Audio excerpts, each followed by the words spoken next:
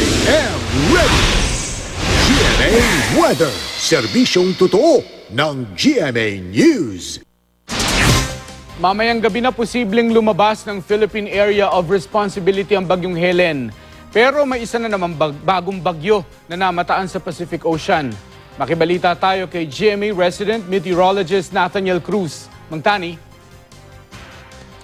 March, nakataas pa rin sa Batanes Group of Islands ang Tropical Cyclone Warning Signal number 2 ng Pag-asa. Kaya manatiling I am ready po dyan sa storm surge o yung daluyong at otomatikong wala pong klase sa preschool hanggang high school doon.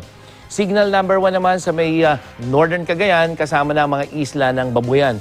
Malalakas na ulan at hangin ang naranasan sa mga lugar na ito. Wala ring pasok ang mga estudyante sa preschool. Namataan ang mata ng bagyong Helen sa layo lamang 390 kilometers dyan sa may hilaga o north ng Basco, Batanes. At taglay nito ang lakas na hangin umaabot pa rin sa 160 kilometers per hour malapit sa gitna at bugso na 195 kilometers per hour. Inaasahan kikilos ang bagyo pa west-northwest sa bilis na 20 kilometers per hour.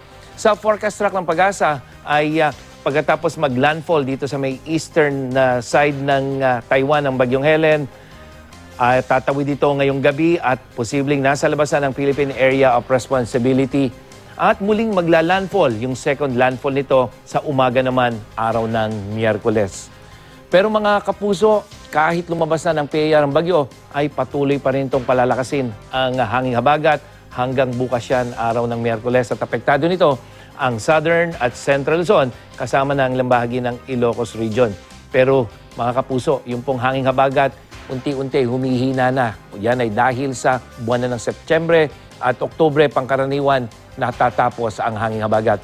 Bukod naman sa mga lugar na may signal, masungit din ang lagay ng dagat. Diyan sa may northern at eastern seaboard naman ng Hilagang Luzon. Kaya delikado pa rin pumalaot ang mga maliliit na sasakyang pandagat.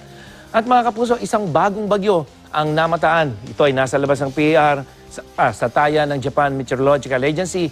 Nasa hilagang silangan ito ngayon ng Guam at posibleng pumasok ng PAR ngayong weekend. Kaya patuloy nating babantayan ang sama na panahon na ito.